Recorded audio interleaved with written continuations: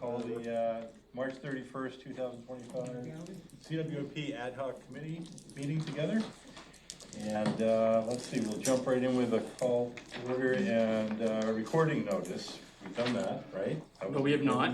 We haven't. We have not. Wait, read that. I will do it right now. Okay. All right, good evening, everyone. This meeting is being recorded and broadcast on the town of, the town of Barnstable's Government Access Channel in accordance with Massachusetts General Laws, Chapter 30A, Section 20. The chair must inquire whether anyone else is recording this meeting, and if so, to please make their presence known. At this time, is anyone else reporting this meeting? Lovely. That is meeting notice done. Let's proceed with the roll call, Chris. With the roll call. Scott Horsley. Here. Brian Hughes. Here. Tom Cambereri. Chris Clark. Here. Z. Crocker. Here. Paul Neary. Here. Rob O'Leary. Barely. Here. Luis O'Neill. Here. Butch Roberts. Here. Glenn Snell. Here. Gordon Starr. Here. All right, we have quorum. Okay. And that's good. Has everybody read the March 4th minutes? Anybody want to make a motion? I move that we accept the minutes as presented. Thank you, Chris. Second. Second, Brian. So hang on, because it is, Roll call. or actually, no, sorry, it's only Rob who's virtual, so we are all present in terms of committee members. So we do not need to be hybrid. Yes. Or do not need to do roll call votes. So Pardon me. all in favor say aye. Aye. Opposed? Unanimous. And I guess we're gonna pick our next meeting date now. I do wanna make sure we cover the field trip to Mass Tech too also, Chris, so let's maybe do both of these. Maybe it'd be good to get where are we at on the Mass Tech meeting? So- You sent out a poll, right? Yep, I sent out a poll. I do not have responses from Tom Cambereri, Paul Neary, Rob O'Leary, or Gordon Starr. Otherwise, I do have responses of who's available on what days. Okay. Do you wanna tell us what dates are available? Maybe we could ask the What's two the gentlemen majority here. of the dates? So right now, the winning date is May 19th at 1 p.m. And then it is a five-way tie between the 19th in the afternoon, the 12th in the afternoon, and April 14th in the afternoon. Okay, I'm sorry, Gordon, day of the are week you is the other that? one that hadn't responded? Do you have a preference on those? Yeah, May 19th would be better for me. What's the date? May 19th, okay. And I've been before, so I wasn't planning on. Although we are gonna have, it's gonna be more than the typical tour. They now have a training center and they're gonna go into a little bit more detail than usual, so you may wanna show up if you can. But, so the date then, let's go the 19th. I will shoot for the 19th. And what time would that be? Shoot for 1 p.m. I will check with Brian, but 1 We have p.m. an ad hoc meeting later that evening, correct? Okay. We have not set up a. And I just wanna mention that as I asked Chris to put in that the chair strongly recommends you attend, especially if you haven't been there before, because as we're gonna hear tonight, EIA is decentralized is likely to be some part of this future solution, we think, we're hearing. So we gotta get up to speed on this, and the Massachusetts Septic System Test Center, as some of you probably know, is one of 4 nationally and probably the leading research septic system test center in the country. So we'd be crazy not to take advantage of, and they have a new training center there too. So I would like everybody to attend unless you possibly can't, because I think it'll be not only seeing what's there, but also hearing from their staff on ongoing research, the latest and greatest. So that's my plug, and we'll hope to see all of you there. So with that in mind, what are our options for the next meeting date, Chris? Pulling together basically Mondays and Tuesdays going through May. We can do April 22nd, April 29th, May 5th, and May 6th. I can go further if you want, but I figured those are about a month out. And the 22nd is what day of the week? That is a Tuesday. Tuesday at 6 p.m. 6 p.m., yeah. Earth Day. Anybody can't make that? I can't make any of them. You can't make any of those. Oh, Out of maybe wait for a period of time. Yes. But you might be able to call in on the, maybe? Costa Rica, I don't know. Okay, well, I we can gotta, try. anybody else not able to do the 22nd? Let's plan on that then at 6 p.m. We've got a lot of work ahead of us, so I think we gotta keep these going as quickly as we can. On that, I'll just mention I had, I think, 5 calls this week, and thank you. There's a lot of interest in what we're doing among some people on the committee and other people that are on the committee, and a lot of good questions, a lot of input. So we're not working in silence here. People are knowing what we're doing, and there's a fair amount of interest. So I'm excited about that, and I think again the schedule. We're met with Rob and Chris this week, and we're going to be moving pretty quickly into deliberations, starting to formulate some thoughts and recommendations pretty soon. So I think we're getting into the crux of things here. So that's one of the reasons I want to keep the meeting schedule going. So thank all of everybody for their time. So with that, we're really thankful that we got the 2 Toms here. Tom McKeon has been with the town for quite a while. I'm not going to guess at it. 30 years, Tom? We got 30 in? Close. More than that. And my friend and former colleague, Tom Lee, Chair of the Board of Health, are here. We thank you both for being here. Do you have other members of the Board of Health here? I don't know. No, that's it. Okay. Well, thank you for being here, because as I just mentioned, we've been talking about on-site technologies, decentralized.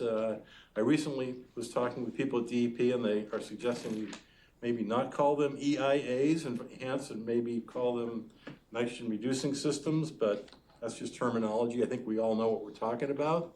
The advanced IA systems that Z. Crocker gave us a good presentation on a few weeks back. And we'd like to hear from the health department and the Board of Health on kind of where we're at. I will say that from talking and working with several other towns, there's at least 3 towns now in the Cape and Islands who have adopted regulations requiring these systems now.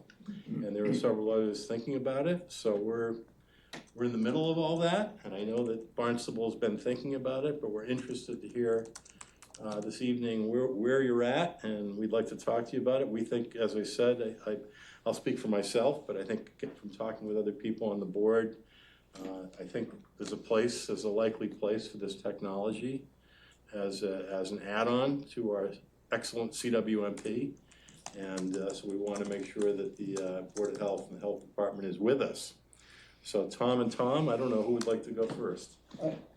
I just want And to thank you for being here. disclaimer, and I just threw this together Friday afternoon, and then we took the weekend off. You want to switch seats with me? No. And Okay. Tom, before you start, hey, Rob Steen, can you just confirm that you can see the screen? Yep, I can see it. Thank you. Thank you. Had a commitment in Falmouth this weekend. Godspell was performing it. I was part of the musician in the back. But anyway, this is another story. So I put this together on Friday, and I figured this might be your question. When are IA systems required in the town of Barnstable? Right? Is that your question? So your starting point? One of them. It's a good place to start. So this is very short. It's gonna be very quick. Stop me anytime, any questions. Current code requirements. Title V has a requirement. If you're in a zone 2, one of these red slashed areas on this map, and you are only allowed to have 1 bedroom every 10,000 square feet, but you can go larger, you can go more bedrooms, up to 660 gallons per acre, if you put an innovative system in. So we have many systems in town based on this requirement, so that they could get more bedrooms. So that's what the wording is in Title V about what I just talked about. We have a local Board of Health regulation. If the more than 1,650 gallons per day are proposed, the Board of Health, Tom Lee, the chairman, is here, can require that they put an innovative system in. We had Hawthorne Terrace condominiums down on Cover Beach Road was our first customer in that regard. They had to put in an IA system when their system failed. So that's the wording on that. I don't want to get into the words too much, but if you have any questions, stop me anytime. Where'd the 1650 come from? 16 is 15 550 times times 110, 15 bedrooms or more. It was in the, I believe that was a model regulation from the county at the time, if I remember right. Because I'll just mention there are other provisions using 2,000 gallons per day as a cutoff in Title V that requires, I was just wondering how it related to that, but thank you. Now, besides those two regulations, our Board of Health sees a lot of people come before them asking for variances from setbacks. So I put these slides together, additional circumstances. When a leaching facility is less than 4 feet above the maximum adjusted groundwater table, Board of Health is very unhappy when they see that come before them. They have to, they want 5 feet, they don't want 4 feet. But if it's less than 4 feet, they want an innovative system. When a soil absorption system or leaching facility, it means the same thing, is less than 50 feet away from wetlands. Title V has a 50 feet setback, Town of Barnstable has a 100 feet setback, but if they come before the board with less than 50 feet, Board of Health wants an innovative alternative system. When too many bedrooms are discovered at a property located within a nitrogen sensitive area, that's, if our records say, for example, you're only supposed to have 3 bedrooms, all of our septic permits say 3 bedrooms, but all of a sudden, how'd this happen? They have 4 bedrooms. They might have added one in the basement, in the attic, or they may have called it a TV room at one time, became a bedroom.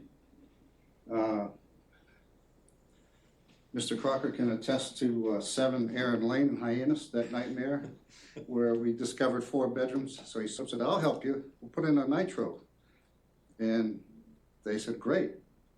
But it's still a nightmare even today. We're still dealing with that property because they went to add on, they were under construction to add on, they hit the septic tank, it leaked. No permits, they replaced the tank, they shut off the nitro system. It's still, they have 60 days to hire a professional engineer, to hire a licensed installer, to have the nitro back up and running. Board of Health, we put all those orders together in a letter. Moving on to STUs. That's another example of too many bedrooms.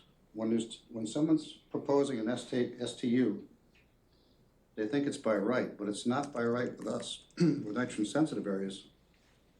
You can't just add 1 or 2 bedrooms in your backyard if you're in one of those zones. I'm sorry, do you have a question? Yeah, can you explain what an STU is? ADU? ADU, I'm sorry, ADU. Okay. I'm sorry, that's a All right. mistake on the ADU, yes. As an example, if an ADU is proposed, we tell them what the maximum number of bedrooms are allowed. We give them one option. We can only think of one option. If you get rid of a bedroom from your main house, we'll let you build a bedroom in your backyard. How do you remove a bedroom? You have to remove walls. Well, you have to remove the door to the bedroom and make the doorway wider and make it non-private. This is, I thought I would throw this in because we've had a number of compost toilets come before the board. And we had a board member say, hey, we should require those. We have people voluntarily put them in right now. They're allowed by right in Title V.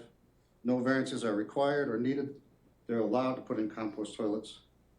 The last one was Hyannisport Golf Course. They wanted to put one out by the 9th hole just to help the golfers have a place to go. We see more and more of these tight tanks being proposed because sewer is planned sometime in the future. It could be 10 years away. They don't want to pay to expensive repair to a septic system. They have high groundwater. Can we just put a tight tank in so that they go to the board for permission to put a tight tank in? So I just thought I'd present those. That's how busy we're getting in town of Barnstable. But where's my last slide here? It's not working. Just have one. What's the size of a tight tank? How many gallons? Minimum 2,000 gallons is a minimum. Has to be alarmed.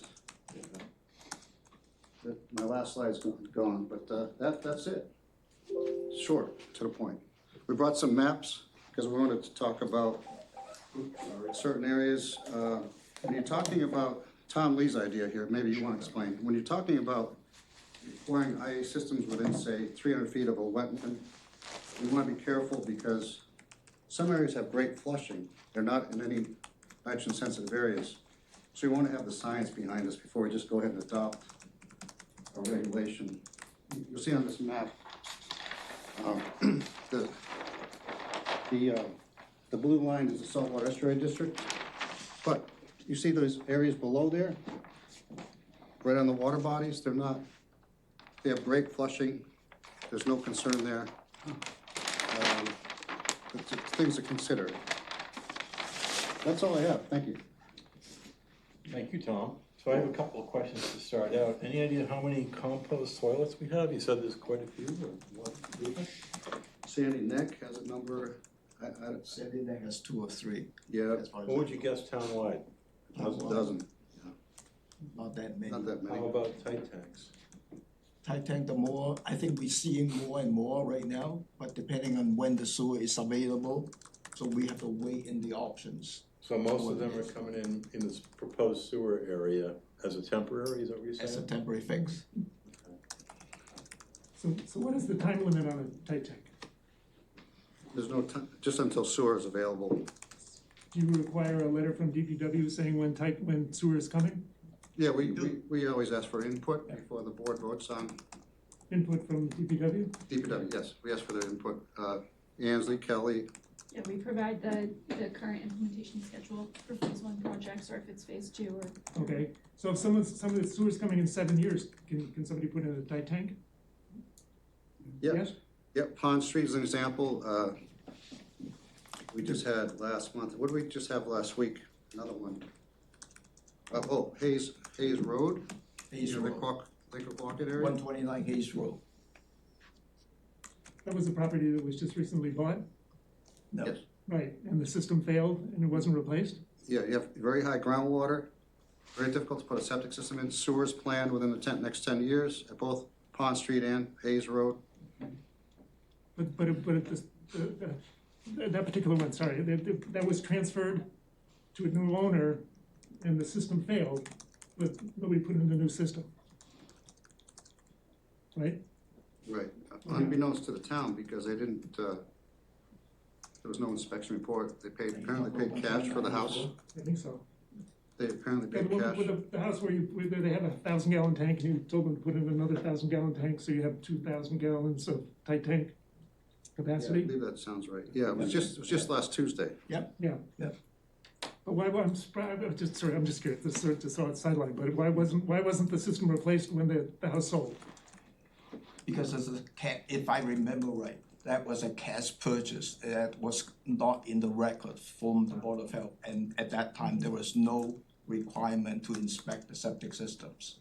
When we find out, It's we a ordered. mortgage that triggers Yes. the bank mortgage. So if the town's not aware, we're not aware. So we ordered Yeah. the inspections to be done. So you can buy the house as is, no contingencies. It's cash deal, I can.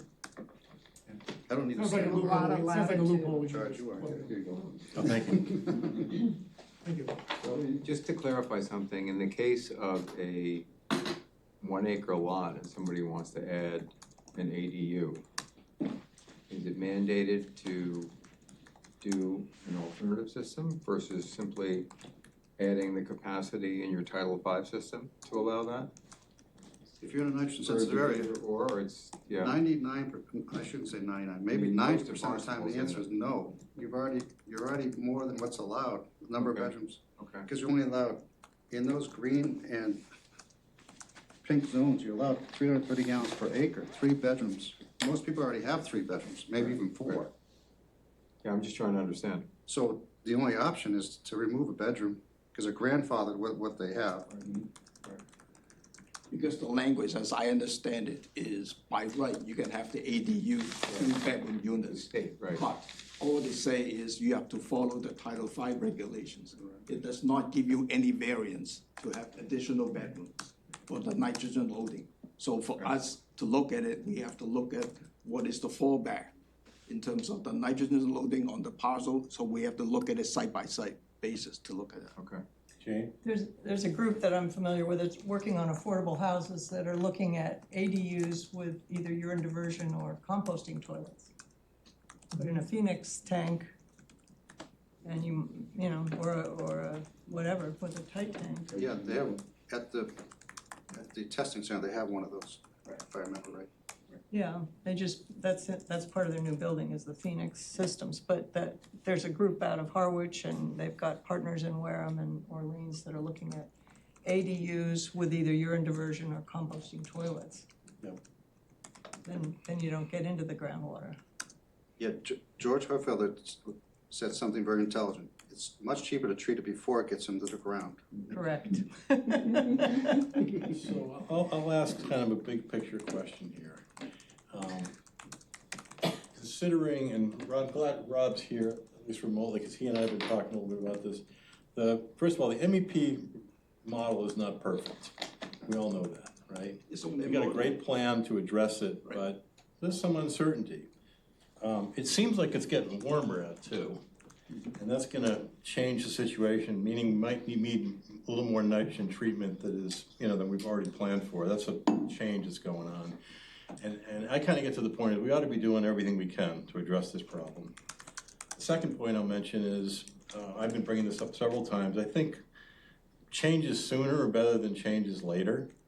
So doing stuff along the shoreline, as you mentioned, I would say within 50 feet, well, maybe 300 feet, maybe 1,000 feet, that's all within a couple of years flow. If we started changing some of those systems, we'd see some results over the next few years, which I think would be a really valuable thing. These technologies I think they've been proven. Zeke did a great presentation. Some of the systems, like the nitro in particular, there's pretty good data out there. EPA's published on it. They work. DEP has listed these on the BARNT list. Some of them don't have general approval, but they have provisional, and there's no limit to how many can go on the ground. They work. And they've put them on the BARNT list, meaning they recommend them for nitrogen reduction. So my question is, why aren't we being a little more aggressive here with our regulations and start getting these in the ground? They're very expensive. But one is the cost, and secondly, I'm not disagreeing with you in terms of the nitro. I mean, I know how the performance of the nitro. If people wants to install it and coming and asking for permission from the Board of Health, we encourage, usually we just approve it. Yeah. I mean, just like Superpond, I mean, we encourage the users. But by regulation, you're asking people to install it. But depending on the condition and the site, they may not need it. But that's why we have to look at it very carefully, thoughtfully, and see, what is the best location and scenario to use it. As far as the distance from the coastal lines, we need some kind of science to make a determination whether it's 300 feet, 400 feet, 200 feet. That's something that we need to do. So far, we haven't done that portion as the science background stuff. To answer your question, hold on. To answer your question, Scott, that's why you're here. Thank you. That's why good that I'm asking the right question, right? No, one of the points of this group is to make recommendations to the town council and the Board of Health for modifications to our plan and policy decisions moving forward. So can I pick up on that? So Tom, I think a real interesting question here. Hold on. I'll recognize you in a second, but I just want to say, given what you just said, Tom, you're right, 300 feet, 500 feet, the science is the groundwater flow rate, I think the most relevant thing. So if it's 500 feet, that's a couple years. Right. And if one of our goals is, and I'll ask the committee to seriously think about this, one of the goals is sooner is better and a lot more important. To me it is, but I'm just one person. That's one question I'd love to take a vote on at some point. If that's true, then we ought to be going after the shoreline system soon. The sewer's great in many areas, but it's gonna be several years, several years flow time, Yeah, 5 years? but one of the things that you have to take a look at, if the sewer is coming in within 10 years, and you're ordering the homeowner to change the IA system because of that. That is, and that's something we gotta You deal have to with. make a balance. And that's what we gotta deal with, and many towns are dealing with that. Some of them, I think Chatham dealt with that, Wellfleet's dealing with Tisbury. They're offering a grace period to hook up. Right. There's different ways to do it, so that's certainly something you need to deal with. But we're also talking about some systems that are not in proposed sewer areas, but I think would have a more immediate effect because they're in the shoreline areas. So I just wanted to mention, because you mentioned science, to me, we know the science works, we know these things work, they remove 90% of the nitrogen, that's pretty good. The other science is groundwater travel time. And I think we have some pretty good, I think Cape Cod modeled as well as any place in the country in terms of understanding the timing differences between where we put things and when they receive, and when then they discharge to the groundwater. So, and again, I'm not being critical, I'm just asking the question. It seems to me we could be pushing this a little, and you're right, that's a question for here. But, Rob, go ahead, I'm sorry, I just wanted to get that. Yeah, so picking back up where Dan was, Tom, I think the relevant question is if this body comes up with recommendations to town council and I'll even go further than Scott was saying. So let's say that they say, if you live in a nitrogen sensitive watershed, we recommend you're no longer allowed to put a Title V system in when your Title V system dies. Ultimately, that comes to Board of Health in terms of jurisdiction. John Norman in the past was not willing to support that when systems were not generally approved. Since we have provisionally approved systems that look good and look like they're moving to general approval, would Board of Health be supportive of those regulations, or would they fight against it with town council? I think it's really the relevant question that needs to be debated here. It's too soon to answer that. I don't think that we have to debate here. I mean, you know me, I'm open-minded in terms of what makes sense or not. I'm just a common sense guy. And, I will take that approach. If the DEP approve it as a general permit and require it, that's fine. I'm go with it. I'm fine with it. Tom, what about if it's a provisional at the point of time that we're having this conversation with town council, not a generally approved yet? But on the barn list. But depending on what type of a system, because if it is the nitro system, I have very good confidence about that system. But if you're talking about another IA system that does not meet that 11 milligrams per liter, and it's to be 19 milligrams per liter, that's a different story. So depending on what system are we talking about? So last question on this line. As this group moves through the debate, which will start probably in May, in terms of how, where to put IAs, how to utilize IAs, et cetera, at what point do we want to bring Board of Health into that conversation? Is it at the end? Do you want to be part of the debate? Do you want to be in the beginning? Where do you want to be in on that discussion? As far as I'm concerned, I think it should be at the beginning rather than at the end. Also, the early discussion we start, because remember, I'm only one vote. I have to educate the other board member to bring them online as well. So that takes time. That's my. Okay. Thank you, Scott. Z? So I guess, the way I think about this, and I've talked to people like Dan, who have said, there really shouldn't be Title V systems or cesspools, for the most part, on Cape Cod. But you can't change them all at once, it's gonna cost too much money. So we've got a phased approach to the sewer, and I would argue that some kind of a phased approach to phasing out Title Vs and cesspools would make the most sense. And maybe it has to be driven around the maps that we're looking at to see what are the most sensitive areas first. And you've got to have general approval. I agree with you 100%, Tom. And I think, that part of the elephant in the room is cost, like you said. Evidence seems to point that these systems may in fact be lower cost, but that doesn't mean they're no cost.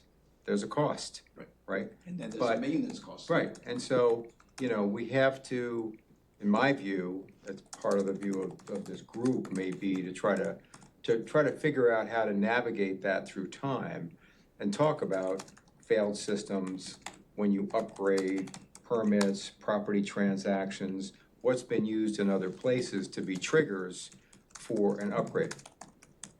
And I also believe that we have an opportunity to work actively politically to figure out how to finance some of these changes, which is critically important, right? We've got a state opportunity grant-wise, but you have to be a resident, and it's a 4-year bullet right now, and it's regressive, meaning that you have to make $95,000 a year to actually get the full credit of it.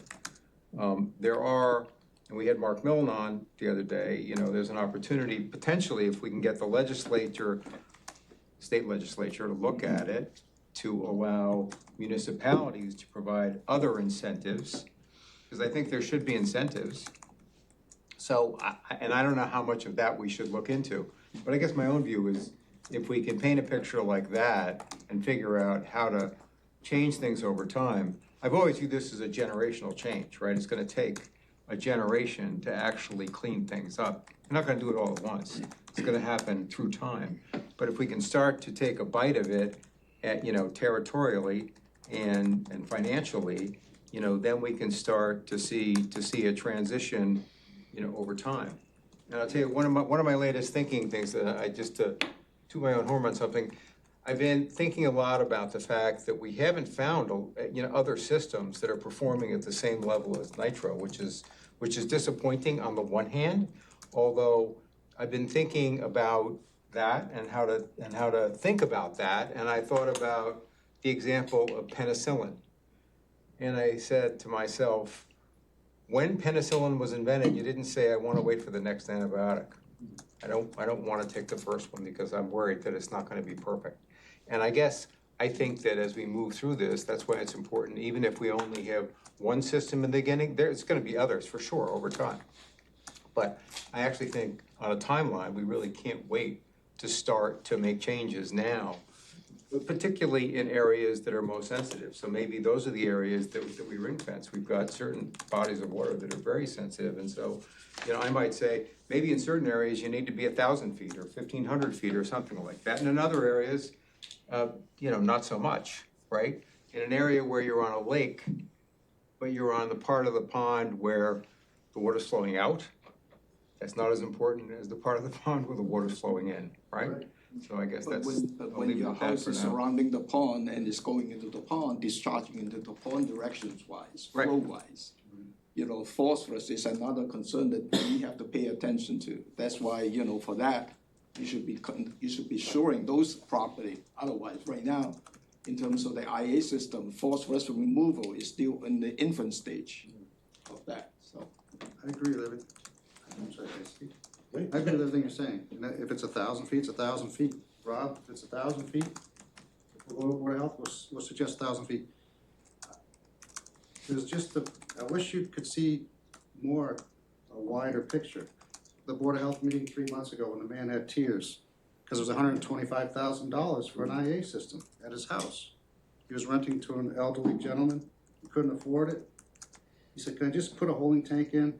I'm out, he was out in Marston Mills on 28, was it? See him? Yeah, these are not cheap. This is for a single-family home? Single-family home. Yeah. Well, I will share, just on two meetings today earlier, and one with the Mass Tech, and hopefully we'll hear this when we go there. One of their projects is to develop a RME, Responsible Management Entity, or septic utility program. One of the advantages of that is training people who are involved in the business, local engineers, installers, and also doing competitive bidding. We have an example in Truro, which I've spread to several people here. One single 3-bedroom house, they got 5 bids on it, and the range was 42. This is a whole new nitro, new septic tank, new leach field, and nitro. 42K to 87K. Okay, so if they call one person, you might get 100K. Yeah, I guess he called 3, he told us. You have to call 3 typically. Yeah. And some lots are complex. We understand that even in Title V would be expensive. But my understanding is a lot of maybe misinformation about these, what these really cost. There's a lot of them going in Tisbury. Talk to the Tisbury Board of Health, 40, 45K for a whole new system. Every now and then, yeah, there's a more expensive one, but the costs that I'm seeing and competitively bid are closer to 50K. I mean, the cost is not gonna come down. Over time, And it it will still come keep going up because the labor costs. Yeah. Okay? As far as the IA system, I mean, as far as, for the nitro system, there is one out there, but it's performing well, pretty good too. But then it's not widespread because of the cost. I mean, I'm not gonna name it, but some system out there. But when you are trying to look at that, and then every time we have a hearing in terms of the sewer extensions, can I have 2 more years? And they come back and say, well, I'm on a fixed income. Right. I cannot afford it. what do you do?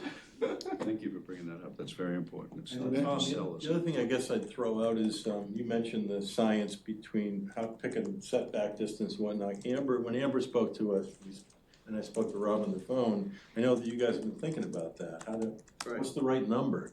And as I said before, I think, there's no magic in my mind to 300 feet, 500,000 feet. Sooner is better is kind of the answer, which is certainly a qualitative answer. But certainly getting in that near shore area just makes a lot of sense. And again, I go back to I value a benefit sooner higher than I value a benefit in 10 years. And I really think, I'm gonna keep pushing that because I think eventually either almost everybody or everybody's gonna agree with me. And I can give you examples. It's common sense. So I think this near shore stuff is sort of a no-brainer. 300, 500 feet, 1,000 feet, in my mind, you guys pick it, but it'll show results, and it's going to be the other thing I guess I'd throw out is we don't want people to do things twice. No. So putting in a Title V now, and then if we learn that it is getting warmer and that's going to lower the threshold, which I'll put my money on that bet right now, we're going to need to go back and knock on doors again. We're going to either more sewers or upgrading systems. Why do it twice? Why not? Why? People are, and the other thing I think is important is being opportunistic. New construction, reconstruction, people are digging up their yards. It's a good time to get this investment in. With the tax credits, some potential town assistance, we can make this affordable. We can also address affordability issues. People can't afford it because of income issues. There are tools out there. So I don't know, I think I think this is a really important. I have not seen any tool yet. The only thing I've seen is like tax credit and stuff like that. But for a fixed income family, they cannot afford it, It's still a loan, they have to pay it back unless it's a forgiveness, like a grant. So that's the factor that we have to figure, and that's what we have to face in terms of the Board of Health. Most people are on fixed income, actually. Everybody in this room. I guess my question is, How are those same people gonna hook up to sewer? We keep asking them, can you talk to the ARPA fund to get the loan and trying to expand it? No, I cannot afford it, I just fixed my heating system, I cannot afford another loan. So there's so many stories out there that you have to figure out what is the factor that they have to look at too.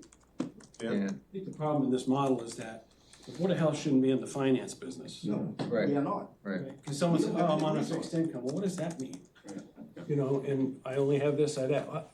When we give low-income stickers at the solid waste facility, they have to prove they satisfy, need requirement. Right. But people are coming in there with tears in their eyes, and you say, oh, geez, give them a break. Yeah, but who should we direct those questions to? They should be to a financial organization, right?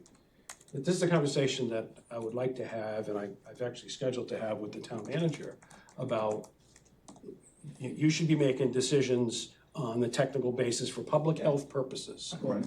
Finance people should make finance decisions, and public works should make decisions about the sewers, where it gets connected or not, or when. That's. No, I agree. Straightforward. We are not in the financing business. I appreciate the position you're in, which is not Front enviable. line. So Amber, I guess I'd like to ask you, because I know we've taught you, there you are. Hey. I know you raised a really good question when you presented to us a while back about this. How do you pick the right time of travel or setback distance? And Tom sort of asked that question again today. So I guess I would like to ask maybe, how do we collectively get to a place to answer that question? Again, my view is we've got some pretty good science. But do you have any thoughts on how we might, if we truly want to answer that question, come up with a reg that we can target the right systems close to the shore? Do you have any thoughts on how we might get there? I don't know, I mean, this was a question Rob and I were kicking around at the DPW, and we tried to locate if there was any science that basically said, yeah, by installing these systems closer to the shoreline, you're gonna have a direct impact on water quality. What we couldn't figure out in our town is that our estuaries are pretty large water bodies. So if you mandate it for 1,000 feet or 1,500 feet, it's really not enough to move the needle, or it's not anticipated to move the needle on water quality right in the estuary, because there are so many homes within the whole watershed that you need to address as well. But when we were conceptualizing it, now this is just a conceptual way of thinking about it, right? We're on top of the groundwater, right? It's a big lens underneath the land. And it sort of narrows as you get to the shoreline, right? So maybe dilution, a little bit more dilution further up in the watershed because there's a greater amount of groundwater that the nitrogen passes through versus less dilution. The time to travel, we know that if you're close to the estuary, that nitrogen gets there sooner. But then you have to consider, how many areas have we already planned for the phase 1 sewering? A lot of them are close to the estuary, trying to target that near shore area. So, I think it's really what you guys decide in terms of how close to go. Griffin. Yeah, I have maybe a suggestion as to how to start trying to weed this out. We can just provide some data, right? So we can pick arbitrary intervals, 200 feet away from the shore, 400 feet away from the shore, 500 feet away from the shore. We can tell you how many parcels there are, how much wastewater is generated within that area, and stats like that. And that can at least inform the discussion so you know how many parcels you're talking about, right? So, I mean, rather than thinking that we're talking about 20 parcels, we could be talking about 20,000, not 20,000, but 2,000. How many? So at least you can have some numbers to kind of back up what your decision making is based on. That's something that we can do. Yeah. I think at the end of the day, you're gonna have to Take be it. careful. Seems to me you can take it a step further, and it's really developing an economic model. Okay, so if you think about it in very simple terms, if your TMDL is 100 units and you're at 200, dealing with septic systems at whatever is not going to get you down to 100. Unless you get down below 100, does it really matter? I mean, but if you're in one where you're just at the TMDL, where you can make a difference. This was always the interesting question about the 3 bays. When you start getting blooms, algae blooms, are we just over and just a little bit would help us not have those blooms? Or are we way over and this is, until it's all sewered, it's not gonna matter? So I think combining science and economics, there's a model that can be developed that would help us determine that. And it may differ depending on the water body. Thank you for saying that, Dan. Follow up on your question, or follow up to your answer, because your modeling can tell how much nitrogen reduction is already achieving by the sewer. So how much, you can take a look how many septic in those areas, the coastal area, that can get you that additional benefit. That would be helpful. Yeah, otherwise you're shooting in the dark, and Yeah. and I don't disagree that removing nitrogen is good. It's always good. Well, the other thing I would say, Chris, I'll get right to you, is it's a little bit of a continuum. I mean, the threshold's there, but if you get to 90% of the way to the threshold, I think the water quality is gonna be getting better noticeably. I mean, I don't think it's like you get either like 2 kilograms per year on either side of the threshold, good versus bad. I think it's somewhat of a continuum. Well, it's all based on modeling anyway. It is, and the modeling is not perfect, far from it. Yeah, Well, Chris. I guess my point is that there are places where it's so bad that these little efforts around the fringes aren't gonna matter. But there are other places where it will matter. Well, that's what I was trying to get to with quantifying the numbers too, is so you can actually see if it's if it's making a beneficial impact or if it's just a regulation that makes you feel better about the situation. And then, it's tough, if you're random about it, then it's hard to defend. Bingo. That's why you look at, like, you have the nitrogen sensitive watersheds already that are defined, they've been used for zoning, they're already established in town governance. So you'd hopefully minimize the why am I in and they out, because you've been in for the past 20 years. You're in that watershed. We start making, and one of the things Amber and I came up with as we were doing this is, if we couldn't find a really justifiable scientific reason why this house on this side of the street is in, but that house on the other side of the street is out, you're going to forever be in that fight. I mean, Tom will have every one of those folks in front of him going, wait a minute, I'm only 10 feet closer. Why do I have to put in a $50,000 system? So I think and this is the debate we're gonna get into when we get into May, so we're kind of starting it, but as we're thinking about this, the more I've thought about it, the more I think there's real value in those nitrogen sensitive watersheds that are already defined, they've already been delineated, and they give you a geographic boundary that's sort of already been debated and put to bed, hopefully. Good point. No, I agree with that, but I think that triggering something that we're getting into by the age of the home and by certain triggers, especially if there's a failed system, if somebody's gonna upgrade and build a new house, somebody's gonna do something like that within a nitrogen sensitive area, I think one of the problematic things we could talk about is, well, if that person across the street is 500 feet, but I'm at 300 feet, but his house just failed and he's gonna build a new house because he's 500 feet away, does he get a free pass? Does that person get a free pass? Even though we know that that's gonna be a huge problem, which is why I think that within these areas, we maybe have to have combination triggers. If you're gonna do something, then you've gotta upgrade it within a much broader range because that's the opportunity. And I think that we've gotta do some means testing here somehow. To your point, Dan, you don't just get a free pass because you can cry. You actually may have to prove that you have a problem. And I'd love, we can't control it maybe, but I do think there needs to be recognition that some people can't afford it. And we gotta figure out what are the mechanisms to help people who can't afford it actually get it done. And we've gotta really probably dig deep into, the county and different, there's gotta be funding mechanisms that we can use or get into.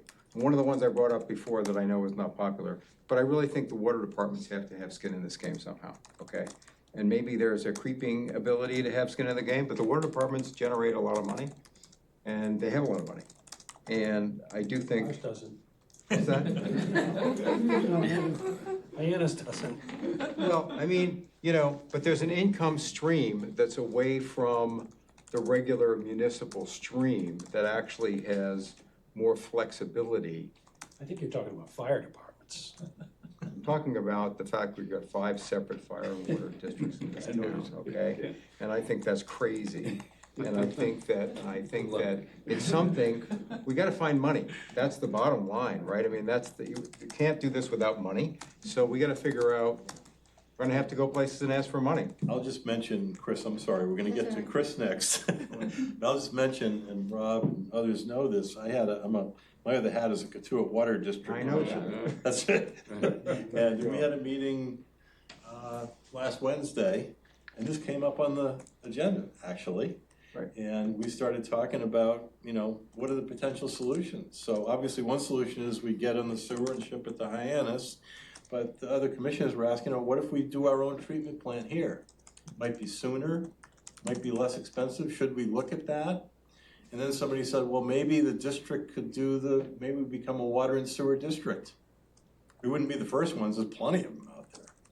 So now all I'm saying is, I'm not starting a rumor, we can listen to the tape, that's what we talked about the other night. So there are potentially other funding mechanisms. I'm not sure which one's the best, but you're right. Okay, Chris. Thanks. I was listening to Dan and about estuaries that might be on the tipping edge, are they close to being, the nitrogen loading being addressed? But I would say, isn't there the variable of weather that might change things? Like we have an extraordinarily wet year where it rinses the watershed and you're gonna get a slug that you didn't have the prior year where it was a drought. Just saying, that's something we can't control or can't necessarily set up data that will enable that kind of foresight. The other thing is, you mentioned that some towns have already adopted the IA system, so can we learn from somebody who's already been down that path? I would think so, yeah. It's Tisbury, Wellfleet, and Mashpee, the ones that I know about. Marion has something too, I think, okay, but I don't know what they have. But they don't have the watershed plan that we have. Right. Who? We're the first town to submit our DPW is the first town to submit a watershed plan to DEP. Pleasant Bay, but before the regs, right. On Cape Cod, that's my understanding. Yeah, Yeah, These these other other towns have done it before the watershed plan is approved. They did this for this crazy reason, they wanna clean up the water. They do wanna get a permit someday, but more importantly, they wanna clean up the water. You know, that's kind of a crazy idea, but. But I wanted to answer Z. Crocker's Yeah, please.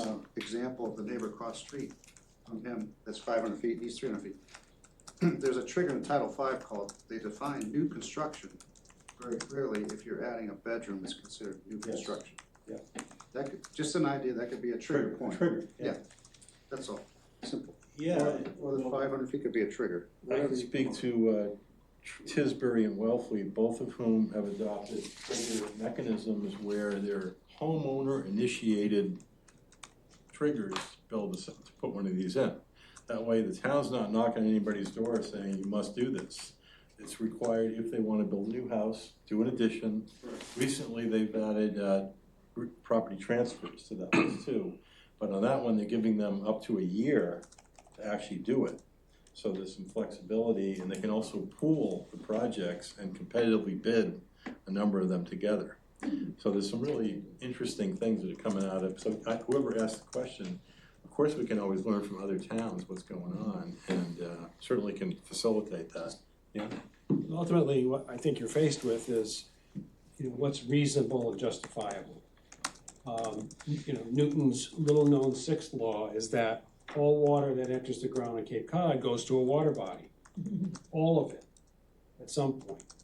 So why would you put any nitrogen in the ground, right? So that's this extreme.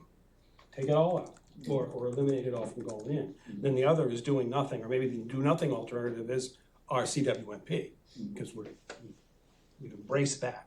So what's the middle point? You know, what's the accommodation in there that's gonna make a difference without breaking the bank, but without continuing to harm the environment?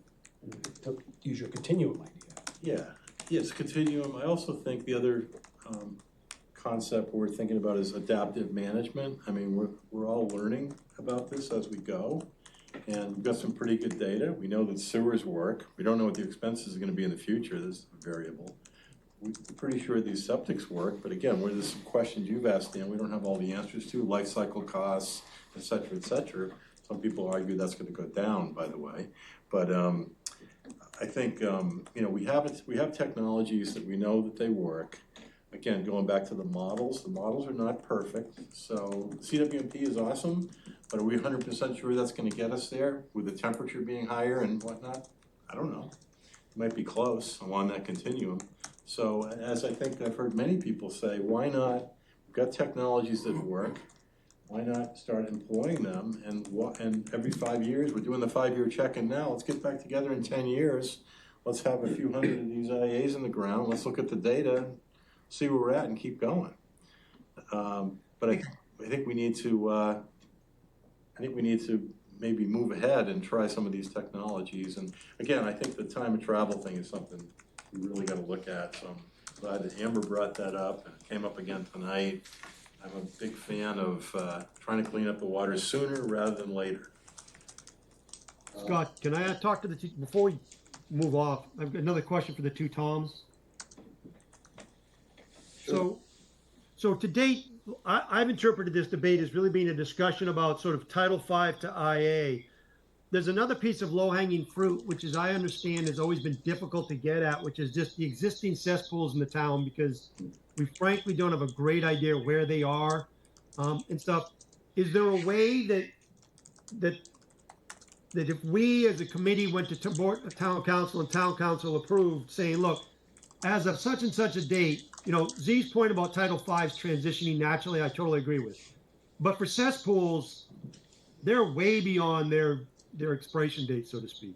Is there a way to get at those, or is Board of Health at this point tried that, found it to be impractical or not within their purview? Talk to me about cesspools, please. Oh, sure. We haven't, to tell you the truth, we haven't tried anything because we don't know where they are. But there's a way to figure that out. If the house is old, before 1970, for example, before Title V, we can assume they have cesspools if they've never upgraded since then.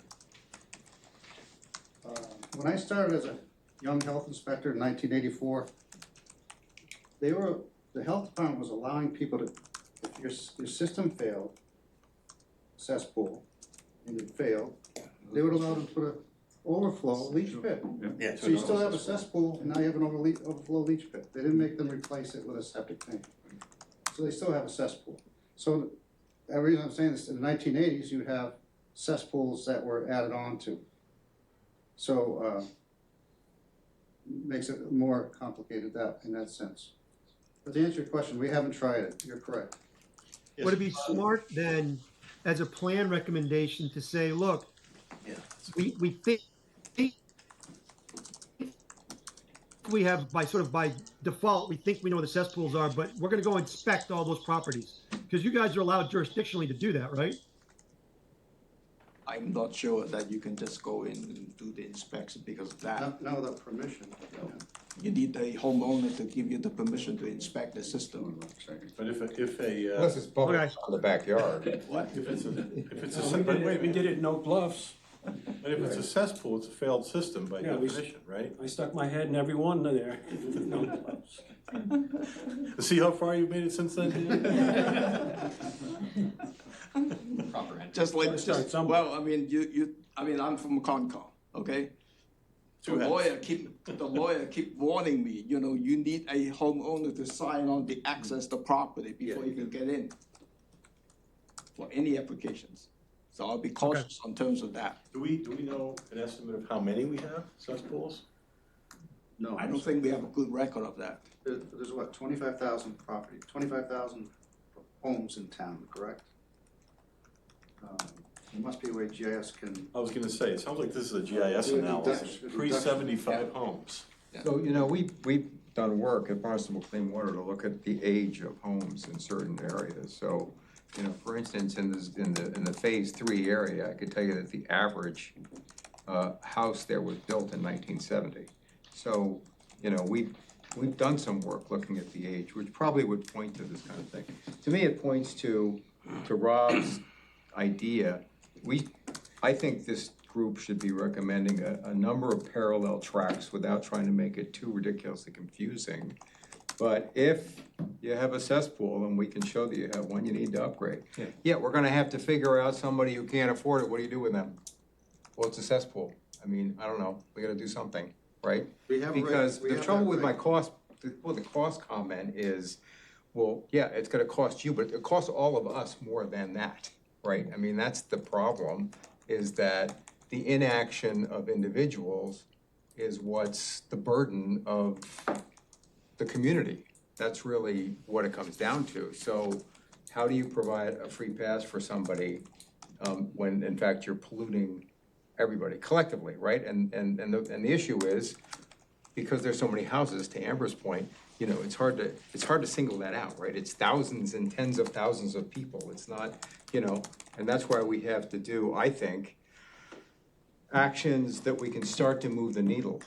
And I go back to the water department, I'm interested, and I don't know about the model, but for instance, we've got a lot of wellhead protection areas.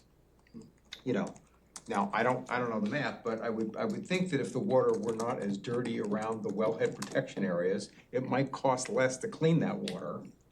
And maybe there's math around that to say, hey, we could actually afford to upgrade some homes that are relatively close to wellheads first in order to do some treatment. One of the things we don't know really is we assume that there is some filtration that goes on in the sandy soils of Cape Cod, right?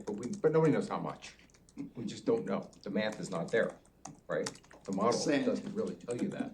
Do you think it does, Dan? You're giving me a roll in your eyes. No, the question I have is, what's the discharge nitrogen from the septic system compared to a cesspool?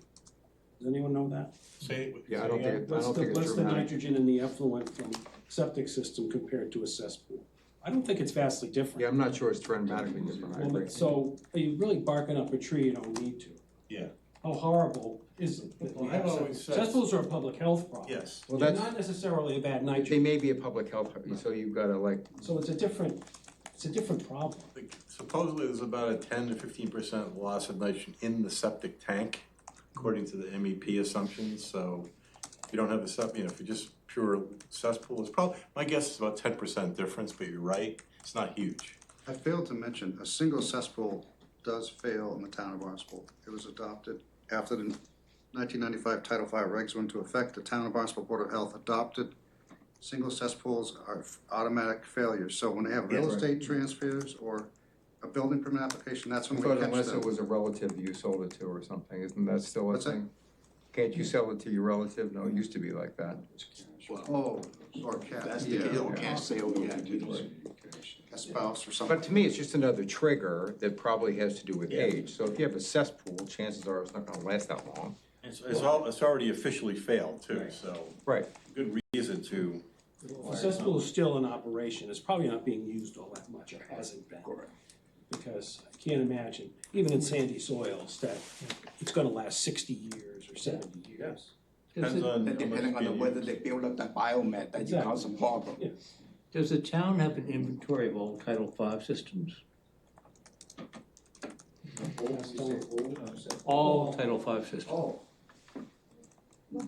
You should, right? anywhere where there's no sewer, they have a, oh, you're saying versus a cesspool, Title V versus Yeah, cesspool? so 95. If you know Right. all of Title V's, Or since and you know 75, what's sewered, then by definition, you know how many, where the cesspools are.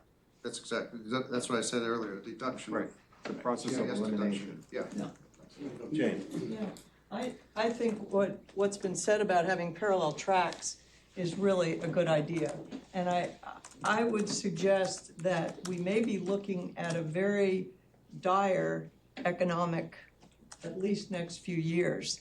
And the advantage of having parallel tracks is, and I've, every place I've lived except here, I've been on a sewer system. I'm not anti-sewer system. I'm just trying to balance the costs and the ability to get these things in the ground, whether it's sewer or IA septic, based on cost, availability of materials, and manpower. We really don't have trained manpower to put in all the IAs, for example, that Falmouth would like to do. They want to put 180 in one neighborhood, you know, as soon as they can. Well, there's not enough material, there's not enough labor.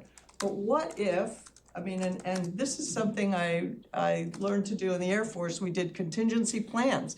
You wanted to do A, but if something happened and you couldn't do A, well, then you had B, C, and D. Well, what if the cost of power, the cost of materials, and go up by 50% or by twice, and labor goes away because they're afraid they're gonna be deported or something. I mean, this is a real possibility that we're looking at in the next few years. Then you need to pivot to emphasizing the less technical and maybe less costly track that you're on in parallel.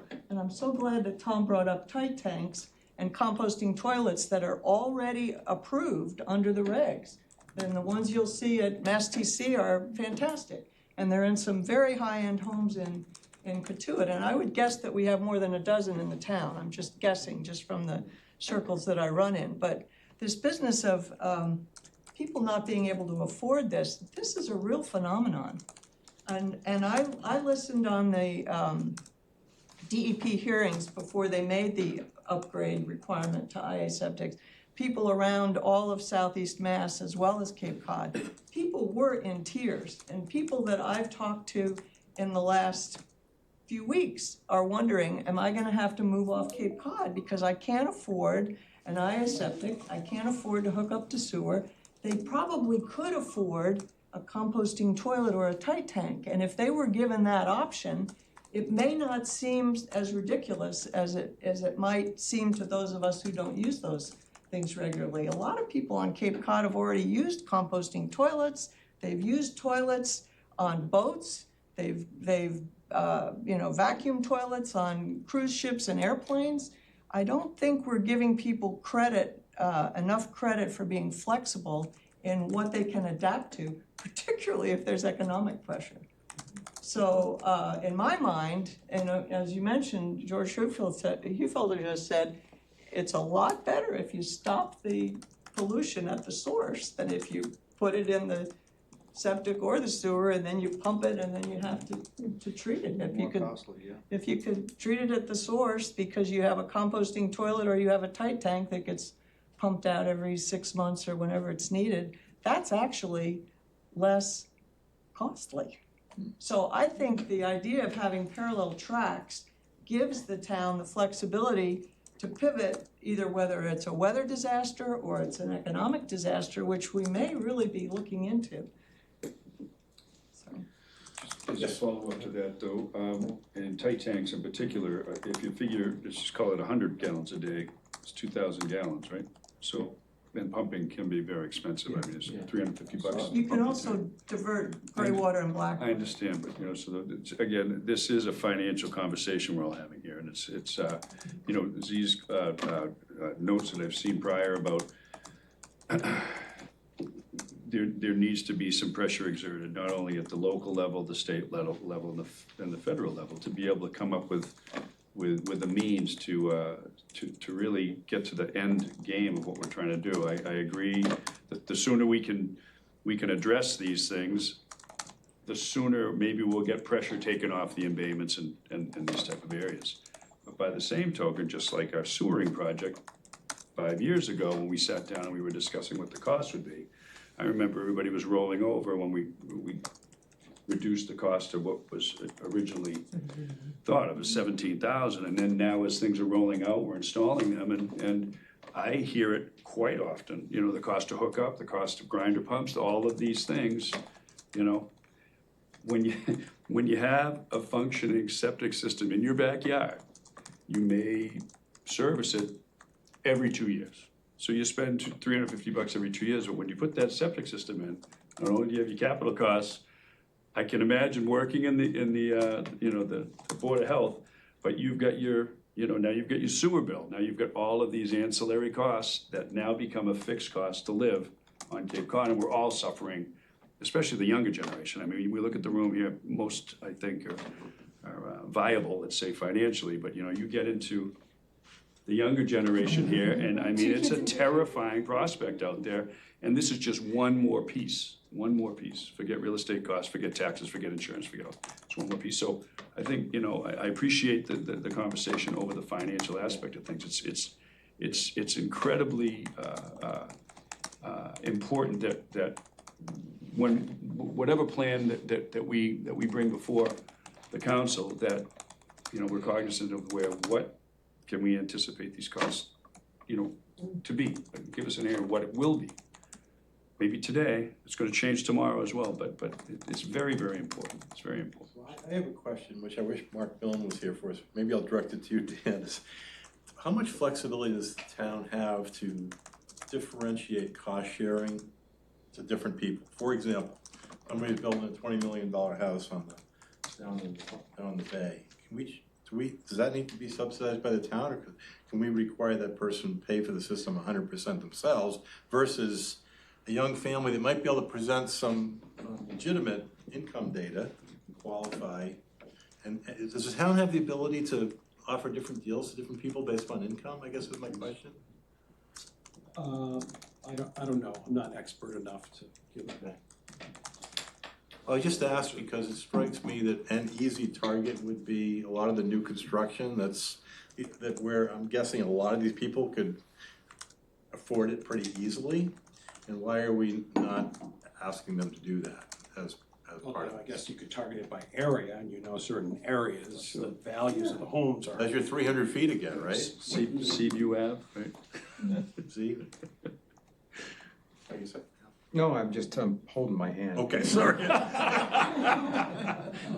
Sorry about that. No, not a good question. The closest thing you come to is a transfer tax. You know, that focuses on transfers that are, say, above $1 million. You know, whatever's above $1 million, then you start to tax that. That's something we need to push for. Okay. You mean to get money from the state on that, the $1 million tax? Get the state to approve us to do it. Well, no, there's already a millionaire's tax. Yeah. Well, Well, transfer tax is different. so, if I may, so in the vineyard, right, it's a 2%, it's a property land transfer tax. So every single property that transfers on the vineyard is 2%. Now you can, we haven't voted on it yet, that could be something, that could be something to generate and then dedicate, right? Dedicate those funds too, but that probably needs to be a conversation that we have with the council. It has been kind of talked about in back, areas. And where are we gonna generate revenues to, A, afford this, our existing CWMP? And, should we come up with alternate methods to generate revenue? Can we earmark them, for specific uses, so. I just asked maybe Rob and Dan, is this within our jurisdiction, purview here, to recommend to town council about cost share financing options, or is that part of our mission, would you say?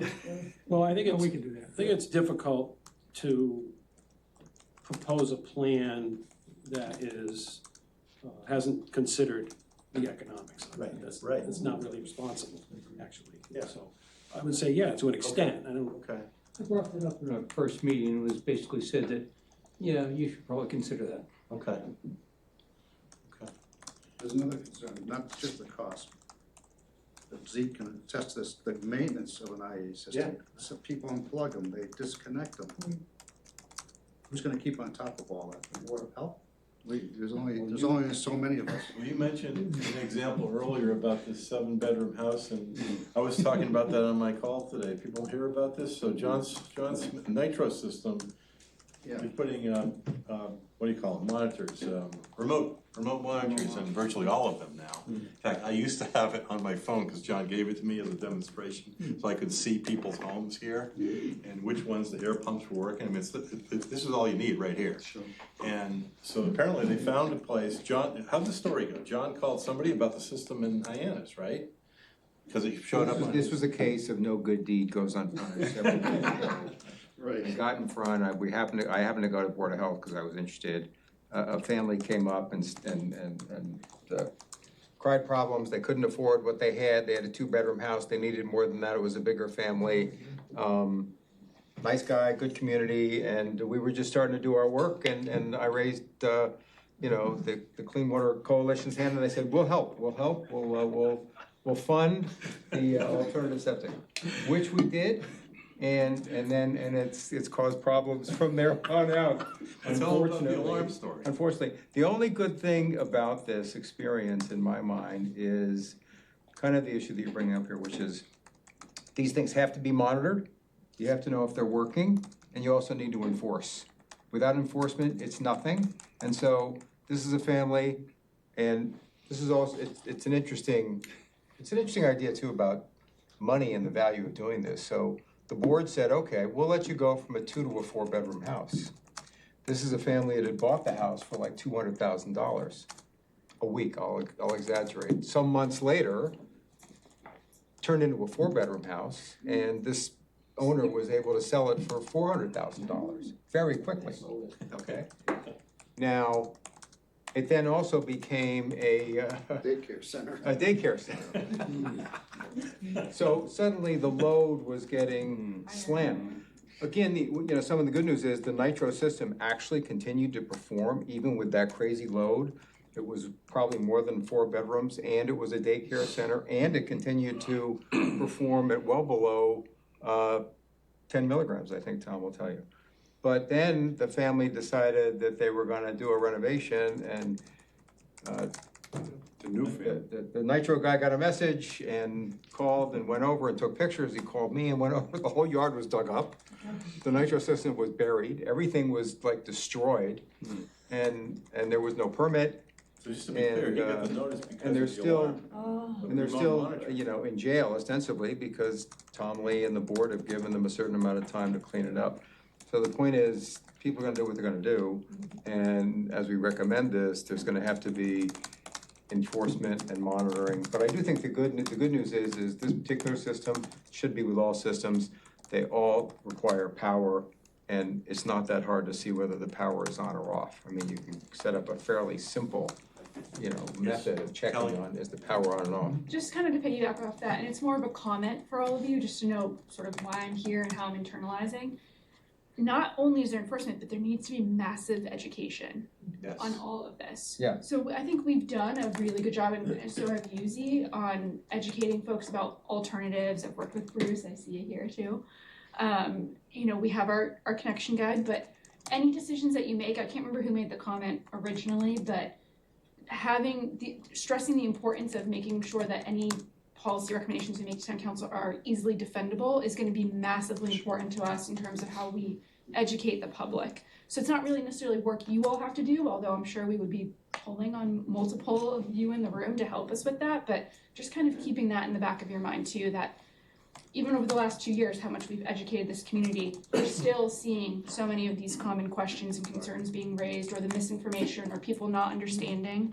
And we've done a lot of work already to date, so just a thought. Well, Kelly, I might also invite you with your supervisor's blessing to come to this Mass Tech Center.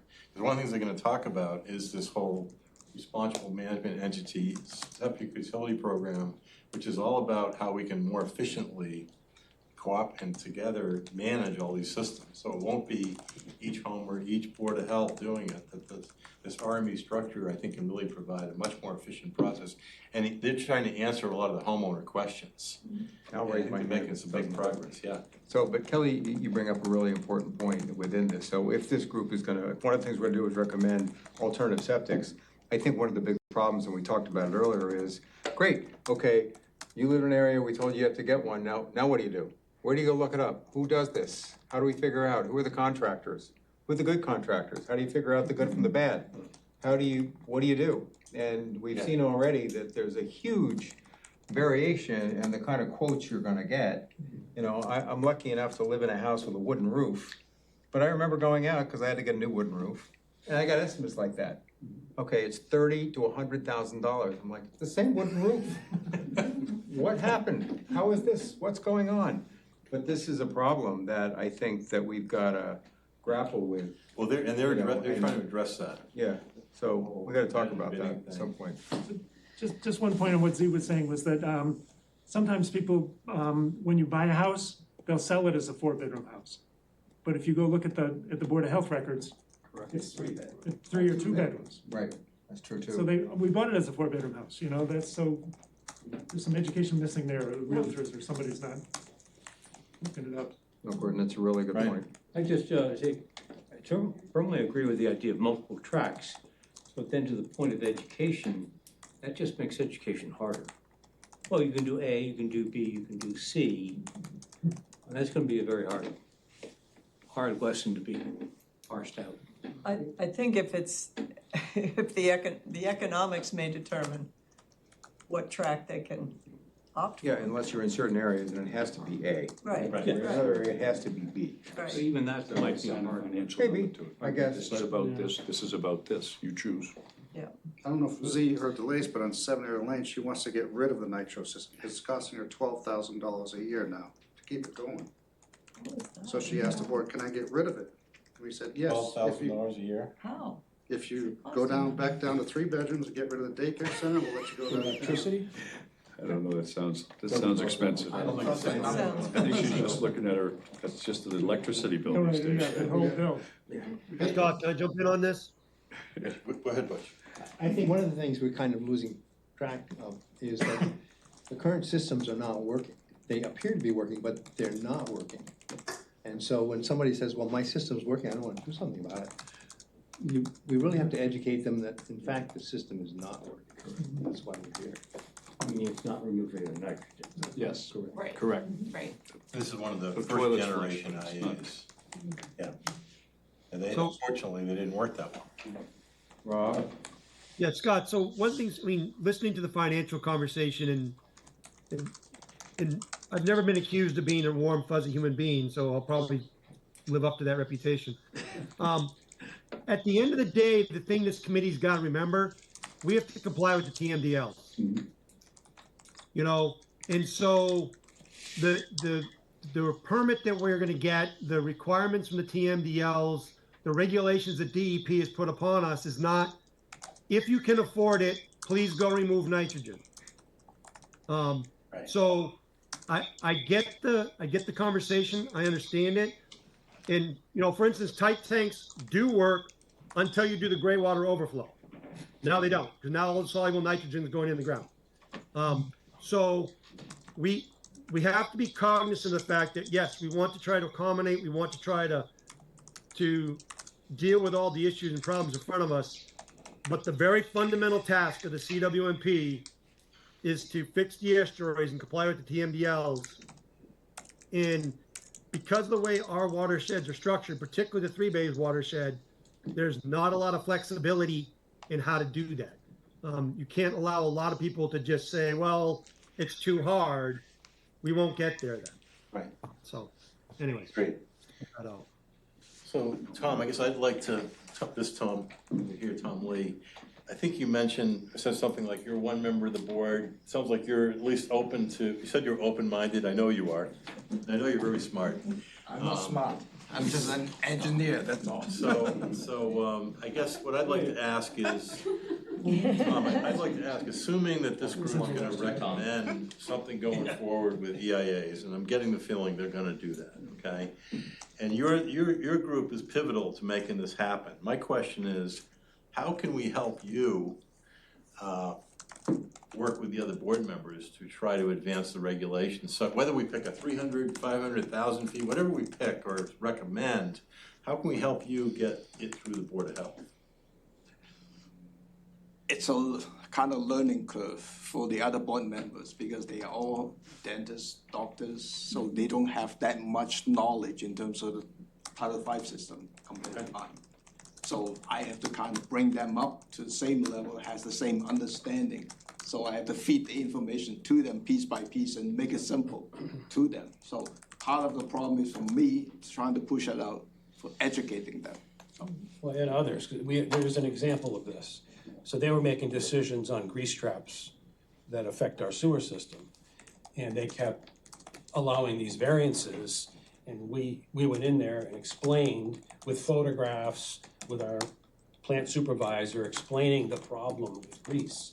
And then, so that's changed their outlook. Suddenly, they had more to understand about it. And so they made better decisions about whether to give variances or not. Because grease is very costly to a treatment plant. So should we collectively somehow, in other words, Dan and Whoever the technical expert, is, this group or combination. Yeah, go to the Board of Briefings, Health. they're very willing to have Okay. briefings and discussions about these issues. Why don't they go to Mass TC? Why don't they go to Mass TC with this group or at a different date? Should I we have to extend? I have to find out from them. Yeah. I mean, because I know for me, one member of your board who knows IAs very well and is supportive. but, I went to that mass testing center site multiple times because that's my interest, my career. Right, Yeah. So right. I have a good understanding of that. But the other board member, they have to really go and take a look, and I can offer that to Right, them as a I group. would just say that would be one way to help educate. Yeah. Yeah, there's not that many of them, that's a good idea. I know one of them actually works as a physician, and he tries to rush to get to the meeting on time, so it's hard to get him to go somewhere, but the others are retired, correct? Right. How many members? Is it 5? It's 5 and 1 alternate. Right. Should we invite them to our field trip to the Mass Tech Centers? And some of them maybe come? You can. Try it? So what about turning one of these ideas upside down a little bit? What if we market and promote the idea of putting in ADUs in these smaller lots and letting people understand that if they do that, they can get an extra bedroom? Some of the work that we've done and looked at, interestingly, is if you put a nitro system in to a 3-bedroom house and you reduce the waste by 95%, 97%, if you add a bedroom, you're still reducing the overall waste of the property by 85%. So it's still a complete win, okay? And many people knock on our door all the time and say, hey, I'd really like to put an extra bedroom in. Could I do that if I put one of these things in? It's not as easy as that, but with this ADU opportunity, maybe there's a way. I'm just trying to think of a carrot and a stick, right? I'm just trying to think of, we can't just beat people up with regulations and say you live in quadrant A and so you have to change it whether you like it or not. Maybe there's a way to incentivize people and say, people want bedrooms, right? People actually want ADUs. There's income opportunities around that for people. No, I understand that. So every time that the homeowner want to add an ADU, I'm sure that they'll come and talk to Tom. Right. What option do I have? Right. In terms of this parcel. The other things too, DEP is looking at producing an explanations of the ADU under with the Title V in a couple months. Okay. That's what I heard. So there's more explanation coming back.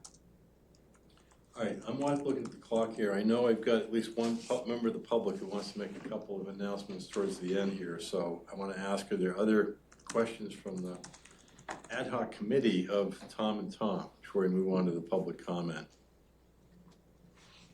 Can I answer Z's Yeah, question? please. There is a regular town ordinance that's not allowing this, so you just need to ask the town council to revise one of their town ordinances. It's the wastewater discharge. It doesn't give someone an opportunity to put an IA system in if they wanna add a bedroom. It just says no. You can only have 330 gallons per acre, that's it. There's no appeal process, there's nothing. So just a suggestion.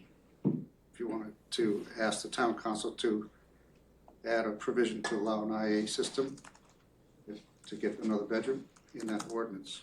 Well, this gets to, Rob is the one who's always talked about if we start to look at load and not flow, right? Which is really, to me, one of the great opportunities, right? Rob, maybe you'll talk about that. Well, at the end of the day, the issue there is nitrogen load. We're not, the TMDLs is not about the amount of flow we put in the ground, it's about the amount of nitrogen we're putting in the ground. So if you, and to Tom McKean's point, if we could change that regulation so it said, hey, homeowner, you can add another bedroom, but your total nitrogen load coming off of your property has to be less than your existing nitrogen load, to Tom Lee's point earlier. That feels like a win all the way around potentially. Now, that may still be a home that has to ultimately get sewered to get to a compliant to TMDLs, but at least it's better now than it was 10 days ago. Is that what you're going for, Z? Yeah. And that's nothing new. I mean, Scott, remember at the Pine Hills, we were regulated based on nitrogen leaving the site. Yep. Didn't matter what the flow was. Yep. It's a carrot rather than a stick. I do like that idea. Right. There might be, I'll just add, there might be some things like this with the Conservation Commission too. You've had some thoughts about that, Z, in the past, of adding a incentive to put an IA in with some of the stuff that goes on at the and that's come up in Wellfleet too. So, I don't, you wanna say anything about that now, or? Sure, I'll bring Cueing it up. you. It's so hard to get Z to talk, Yeah, right. That's what really happened to my hand, actually. So, the Conservation Commission, I believe, actually has more potential influence in this than might otherwise be the case. Scott and I have talked about this a little bit. The regulations appear to say that you only have regulations within 100 feet of a water body, but I would say that regulation also says unless there's evidence to the contrary. And I would say in almost every case around our town, there is evidence to the contrary because we know that water flow actually goes pretty quickly into whatever the water body is. And so I would say Concom ought to have further reach. Now, within that context, and it's no disrespect to the Conservation Commission, but the Conservation Commission works on a lot of stuff where there could be leverage to get somebody to put in an alternative septic system. I listened to somebody who didn't want to move their chicken coop, and it was an 8-bedroom house on Oyster Harbors. And I thought to myself, they have so much money, they'd be happy to put one of these systems in all day long if you just didn't make them move the chicken coop 10 feet. And I'm like, it's 10 feet, so what, chickens? They're not, I did the math around chickens, it's not that bad. It's, yes, they contribute, but not that much compared to humans. So when I look at some of the levers, Tom, I know that's harder, but I know that especially for wealthy people that live on the coast, I want a view corridor, I want this, I want that. And it can be a hard conversation because maybe, it goes down a political rabbit hole that some people may be uncomfortable with, on the one hand. On the other hand, I think, again, incentivizing people to make the right choice that's good for the community, if the cost isn't egregiously high, can be a good decision to have happen. And so I still think there are opportunities around that. We saw Wellfleet has done this, but Wellfleet and Truro, and some of the places, you know, people wear, like Tom, 2 hats, but in some cases, it's 5 hats. one individual, right, with all the hats, they're like, yeah, you can do that, if you do this, I can let you do that. And so, I don't know how you can do that exactly, but I don't think it's a terrible thing if we think about parallel tracks, if we think about how do we get people to do the right thing in certain areas that we think are particularly sensitive. And so to me, that, you know, that could be one of the areas. Okay, so I want to open it to public comment at this point, and I know Bruce Walton is here. And for those that don't know Bruce, Bruce is chairing a committee for the New England Water Works, Water Environment Association. Water Environment Association, and has put a phenomenal amount of time in his own time queuing up this advisory committee, which I've participated in, others here have, and he's a few things he wanted to raise tonight, so I want to give him a minute. Thank you. I'll go through a couple of things quickly, but on the trigger issue, which I think is absolutely one of the most important things we can be dealing with as a committee, because the alternative is do nothing for another 3 years until, you know, we're forced to. And I think the one thing I didn't hear this afternoon was the learning that comes from getting your toe in the water and starting to manage some of these things before you have big volumes to worry about. And so I think that's a point I'd just add to it. And phasing, I talked to Melinda Loberg over in Tisbury today. I said, how many times have the trigger regs, which went into effect 4 years ago in Tisbury, been changed and adjusted to reflect what you've learned? And it's 2 or 3 times already. So I think the idea of phasing and review and evolution should be part of the thinking process around triggers. But get your toe in the water sooner, and if it's just new construction, that's at least a start. Something to put in context, what we're talking about here has been a great conversation. I've kept my mouth shut because it's going just fine. The Nature Conservancy is very focused on this, and Z and Scott and I were part of a planning session in December. They called it a septic summit, to try and figure out where the different stakeholders could collaborate and what were the priorities. And they just published last week a 4-page summary of that summit. And I'd be glad to send it to Scott or to the info things for you all to see. But I think it puts in context a number of the things we've been talking about. And workforce development is one of the 3 top priorities. Financing and funding is the other one. And helping the state understand that with our DEP process, we're protecting the state, but it's so onerous, time-consuming, and expensive that nobody's doing it. So we've only got, you have to have 50 systems for 3 years in the ground being tested to get general permit. There's not a vendor other than Clean2 that has more than a half a dozen today. And I've asked the vendors, how many have you put in since the new regs came out? Maybe 1. So we need to go beside and above DEP. We're starting to work up the third key point of that summary was that we need to build relationships at all levels of government.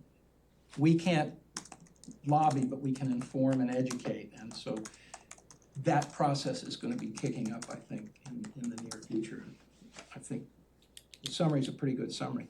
Secondly, the TNC has been working now for a couple of years to develop a modeling system financially to help towns look at what's the split between sewering and IA systems potentially, and what are the relative costs. And the swing, if you're 100% sewer versus 100% IA, could be $7 or $8 billion based on a quick look at it.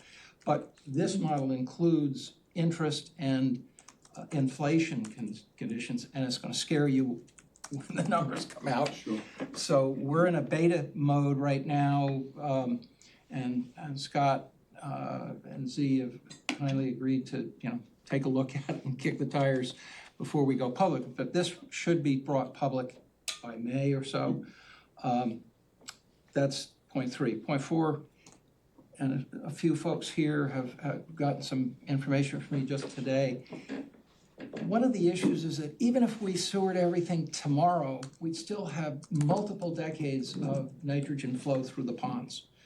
And one of our task force members brought forward a company that has a robust oxygen nanobubble technology. They're called UFBs, ultra-fine bubbles, which has been quite effective on golf courses.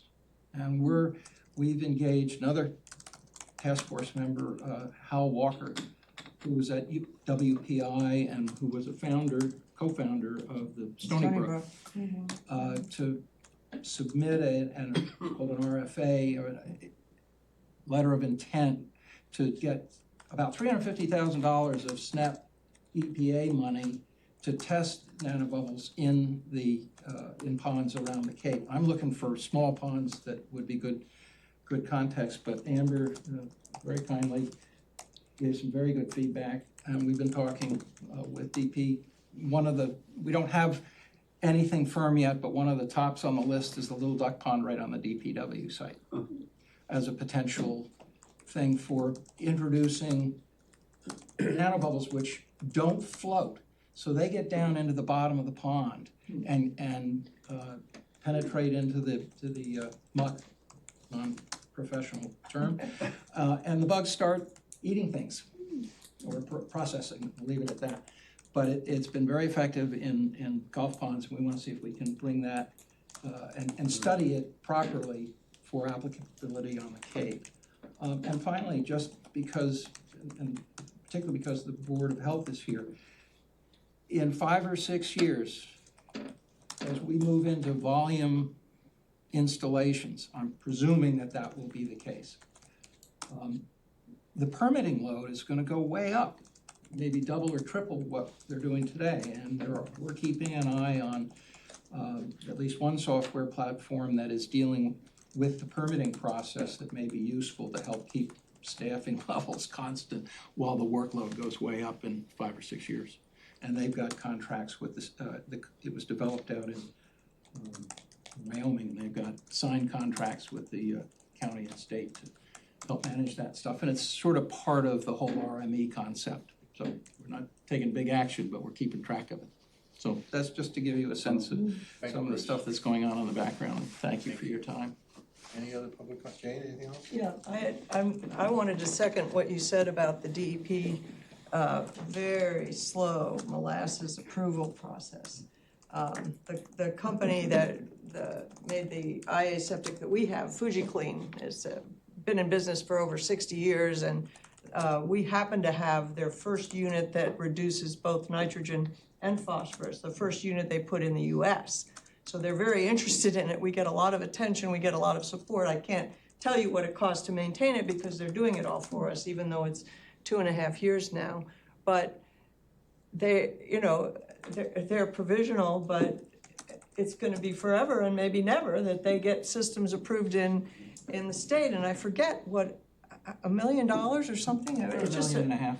It's just unbelievable. So they're all over the country. They're in other states. They've built a factory in the south. They put in a cluster system in a 260 family development or 260 residence development in Arkansas, and they're exploding in Florida. They're moving into North Carolina. They're all over Long Island. And I don't understand why we're not similar enough to Long Island, that, what's approved there wouldn't make this generally available. They have here. 2 million of them installed worldwide. Yeah, it's going to take another 5 to 10 years to get and anyway, I think that some kind of leverage through the elected officials probably on DEP to move things along a little bit would be helpful. And my other comment that I wrote to you about, and along the lines of, let's make sure we're also considering the alternatives that are more affordable, that are in the 208 plan and the technology matrix that the commission came up with, and particularly urine diversion in public buildings and restrooms for males that are using waterless urinals, the users are not gonna cater. And we could certainly, I think, pilot a few of these at a yacht club, at a school, at maybe the community college would be interested because their president is very interested in being progressive on looking into innovative Ferry plumbing. terminals. Pardon? Ferry terminals. Yeah, so I think that there's an opportunity to pilot them, look at them for a couple years, see what the results are. The study that your students did said up to 16% of the town could be, reduction in nitrogen goal could be achieved that way. So I think that that's a very reasonable thing to consider. And the other thing that I think we should be considering is working with all the towns on the Cape to fund the Mass TC Next Level Urine Diversion pilot. They're beating their heads against the wall trying to get Falmouth to pay for the whole thing.